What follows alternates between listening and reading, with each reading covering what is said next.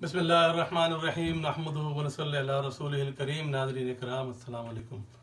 मैं डॉक्टर मोहम्मद ताहिर कुरैशी अपने इदारे उर्दू निसाब साज की तरफ से आज एक और वीडियो के साथ आपकी खिदमत में हाजिर हूँ। आज हम बात करेंगे शेर की तशरीह का तरीक़ा, और ये वीडियो यकसा मुफीद होगी इंशाअल्लाह ताला 11वीं 12वीं और ग्रेजुएशन के तलबा के लिए। सबसे पहले तो हम ये समझने की कोशिश करें कि शेर और नसर में क्या फ़र्क होता है। वही अल्फाज नसर में होते हैं, वही शेर में होते हैं, लेकिन हम कहते हैं नहीं जी ये तो शेर है और ये नसर है। तो वो अगर आप समझ लें तो इंशाअल्लाह अगले मामलात, अगले मराहिल आसान होंगे आपके लिए। शेर और नसर के बुनियादी जो फ़र्क है वो तो है वज़न का। शेर वज़न में होता है, नसर वज़न में नहीं। लेकिन हम इतनी बारीकियों में बात नहीं करते, हम उसकी तकनीकी बारीकियों को नहीं छेड़ते। हम आसान करके बात करते हैं कि वो चीज़ें जिनसे आप पहले से थोड़ा वाकिफ़ हैं, हम उनकी मदद से शेर और नसर का फ़र्क समझाते हैं। उसके बाद हम आगे चलेंगे। सबसे पहला फ़र्क होता है शेर में काफ़िया और रदीफ़। काफ़िया तो होता ही होता है, आमतौर पर रदीफ़ भी होती है, नसर में नहीं। फिर एक फ़र्क है जो बड़ा अहम फ़र्क है कि शेर नसर में फ़ेल अमूमन आखिर में आता है, उर्दू में आखिर में आता है। आप चाहे हाल का जुमला बोलें या माजी का या मुस्तकबिल का, फ़ेल अमूमन आखिर ही में होगा। लेकिन शायरी में कहाँ आता है? शायरी में जनाब वो कहीं भी आ सकता है, शुरू, दरमियान या आखिर में कहीं भी आ सकता है, और कभी कभी नहीं होता लेकिन समझा जाता है कि है। अब थोड़ा सा फ़ेल का अपनी याददाश्त को ज़रा ताज़ा कर लीजिए। फ़ेल कहते हैं वो लफ्ज़ या अल्फाज जो किसी काम को ज़ाहिर करें या किसी के होने और सहने को ज़ाहिर करें और उसमें ज़माना लाजमी पाया जाए। फ़ेल ग्रामर की कवायद की सबसे ज़रूरी चीज़ है, क्योंकि फ़ेल बदलता है तो ज़बान बदलती है। इसका मतलब है कि फ़ेल का अच्छा खासा शऊर होना चाहिए।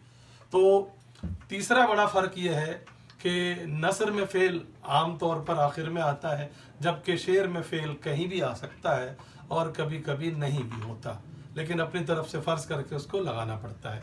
अब आइए तशरीह के अगले मरहले की तरफ।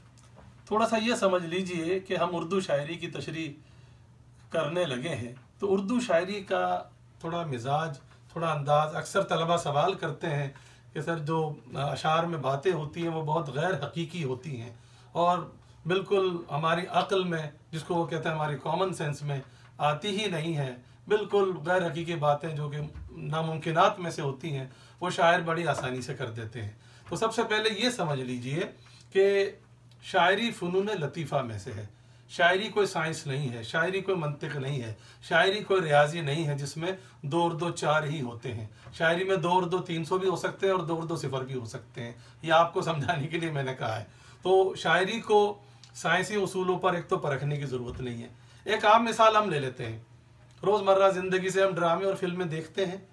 फिल्मों में जो कुछ दिखाया जाता है क्या वाक़अतन ऐसा ही होता है? क्या एक शख्स को कितना गैर मुनासिब तरीके से हर चीज़ का माहिर दिखा दिया जाता है? वो जनाब गाड़ी से तेज़ दौड़ सकता है, उस पर सारा गांव फायरिंग कर रहा होता है, उसको एक आँच नहीं आती, वो एक पिस्तौल से सबको मार देता है। वो 50 मंजिला से छलांग लगाया हीरो, तो उसको मोच तक नहीं आती है। ये सारी गैर हकीकी बातें। वो मर के भी जिंदा हो जाता है बाज़ औक़ात, और आके आखिर में कहता है ये शादी नहीं हो सकती। अबे तेरे फुप्पा की शादी है जो नहीं हो सकती, ये कैसे मुमकिन है?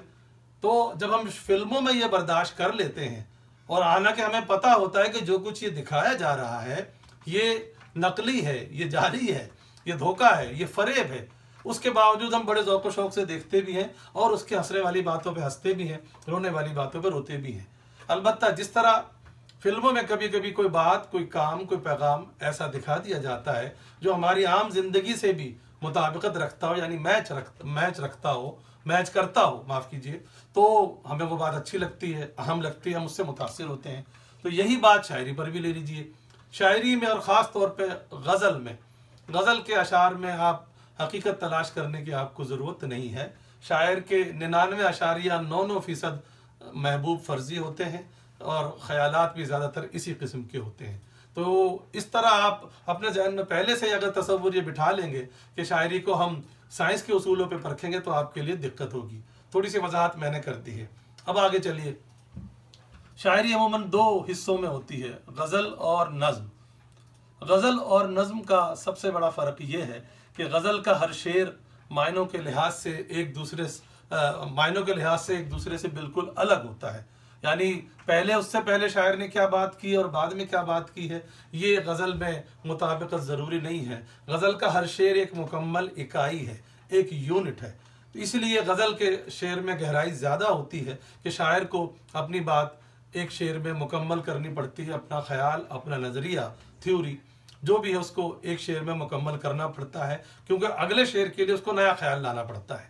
नज़्म में ऐसा नहीं होता। नज़्म में अशार एक दूसरे से मायनों के लिहाज से जुड़े हुए होते हैं, गज़ल में ऐसा नहीं होता। इसीलिए आप देखते हैं कि गज़ल का कोई उन्वान नहीं होता, जबकि नज़्मों के उन्वानात होते हैं।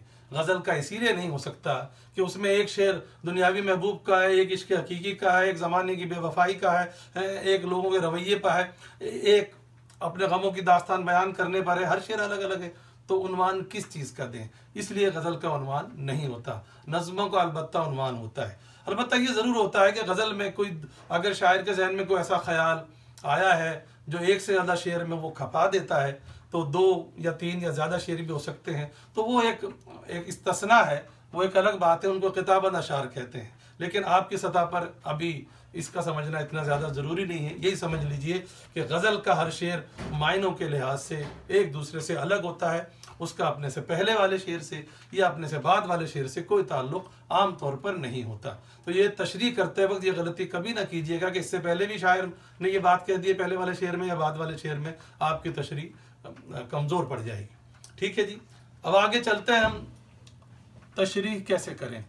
अक्सर तलबा ये सवाल करते हैं कि शेर में अल्फाज की तरतीब ऐसी होती है कि जिसकी बिना पर तशरीह करना मुश्किल होता है। तो उसके लिए हमने एक तरीक़ा वज़ा किया है, हमने कोई ईजाद नहीं किया, ये हमने ये तरीक़ा लिया है, बहुत सौ ने भी ये किया होगा। तो उसको अगर आपने गौर से समझ लिया तो हमें उम्मीद है कि इंशाअल्लाह आपको तशरीह में ज़्यादा दिक्कत पेश नहीं आएगी। और फिर इसका इन्हिसार आपके मुताले पर भी है कि आपकी उर्दू की सलाहियत कितनी है, इस पर भी है। लेकिन बहरहाल हमने अपनी तरफ से कोशिश की है कि तशरीह को निस्बतन आसान किया जाए और जो तकनीकी मामलात हैं उनको ज़्यादा ना छेड़ा जाए। तो तशरीह करने के लिए हमने 3 मरहले तजवीज़ किए हैं, इनको आप गौर से सुने समझें।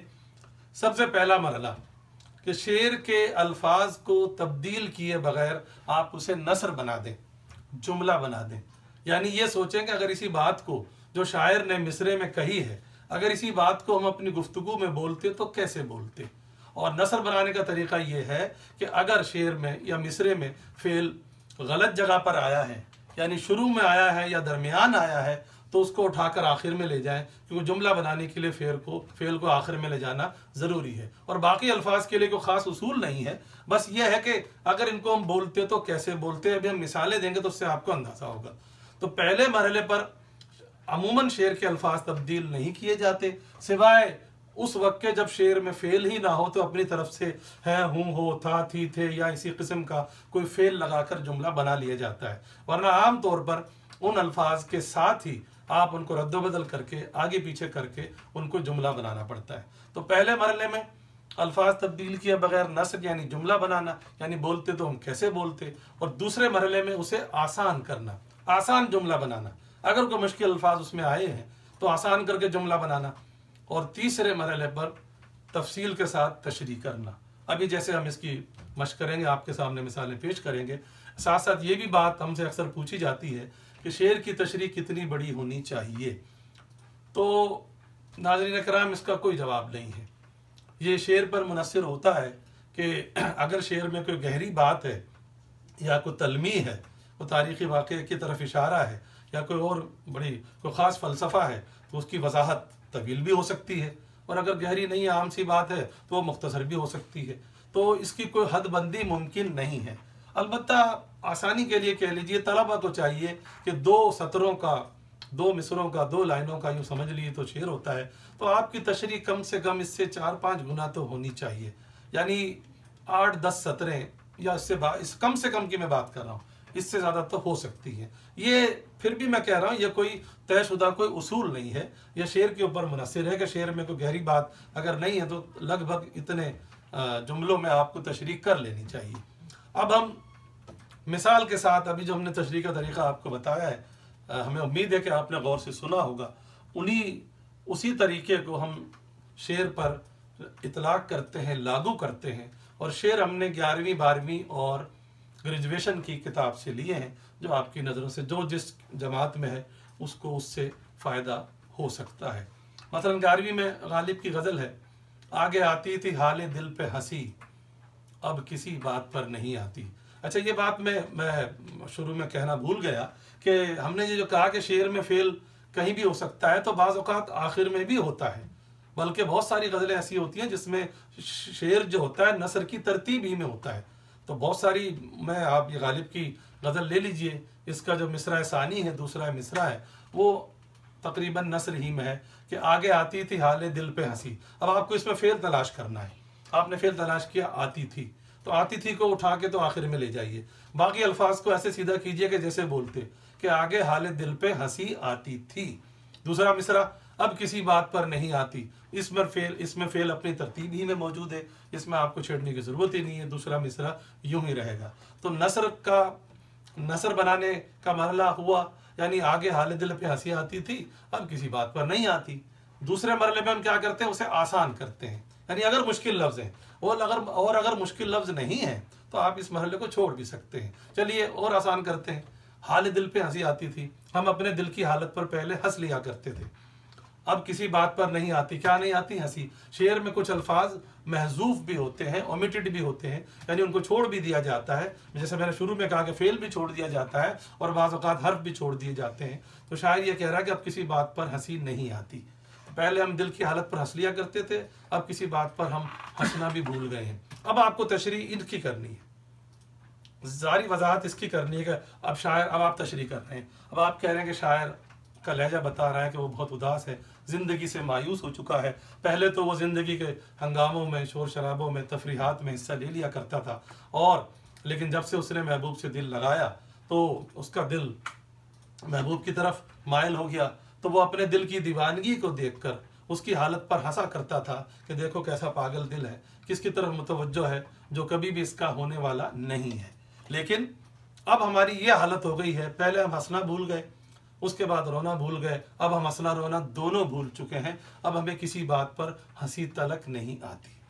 ये है तशरीह। यह और अंदाज से भी हो सकती है, ये मैंने जान के आसान करके आपको तरीक़ा बताया है। ये 7-8 सतरें हो गई होंगी। अब एक और शेर, वो 12वीं किताब से मीर तकी मीर का मशहूर ज़माना शेर। आफाक की मंजिल से गया कौन सलामत, असबाब लुटा राह में या हर सफरी का। अब इसको हम सीधा करें, नसर बनाए, बगैर अल्फाज तब्दील किए हुए। आफाक की मंजिल से कौन सलामत गया, या कौन आफाक की मंजिल से सलामत गया। अब ये जुमला हो गया, अब ये मिसरा नहीं रहा, अब हमने शेर का हुलिया बिगाड़ दिया। अगला मिसरा, असबाब लुटा राह में या हर सफरी का। इसमें लुटा फेल है, उसको आखिर में लेके जाएंगे और यहाँ को यहाँ कर देंगे। यहाँ हर सफरी का असबाब राह में लुटा, ये हो गया पहला मरला। दूसरे मरले पे इसको आसान कीजिए। आफाक वैसे तो उफुक की जमा है, लेकिन यहाँ दुनिया के मानों में इस्तेमाल होता है कि दुनिया की मंजिल से, दुनिया ऐसी जगह है यहाँ से कोई सलामत नहीं गया, कोई बचा कर नहीं गया, कोई खैरियत से नहीं गया। अगले मिसरे में कह रहा है यहाँ पर हर सफरी का, सफरी को मुसाफिर बना दीजिए। असबाब सबब की भी जमा है और असबाब सामान को भी कहते हैं, यहाँ सामान मुराद है। याद रखिए, अगर एक लफ्ज़ के एक से ज़्यादा मायने हों तो दुनिया की तमाम ज़ुबानों का उसूल है कि वो मायने लिए जाते हैं जो उस जगह मुराद हों। आपकी ज़ुबान में अगर मैं कहूँ तो वो जो वहाँ फिट होते हो, जो वहाँ चस्पा होते हों, जो वहाँ लागू होते हों, जिनका इतलाक़ हो सकता हो, वही मायने लिए जाएंगे। अंग्रेज़ी में भी ऐसा ही है और ज़बानों में भी ऐसा ही है। खैर, अब आपने कहा यहाँ हर मुसाफिर का सामान रास्ते में लुट जाता है। ये 2 जुमले आपने बना लिए कि दुनिया ऐसी जगह, यहाँ से कोई बचकर नहीं जाता, सारे मुसाफिर हैं, सबका सामान यही लुट जाता है। अब आपको वजाहत करनी है इन जुमलों की, और इतनी जुमलों में वजाहत करनी है कि आपकी तशरीह हो जाए। आप शायर ने पहले उसकी नीयत समझने की कोशिश कीजिए कि शायर क्या कह रहा है, शायर का नज़रिया क्या है।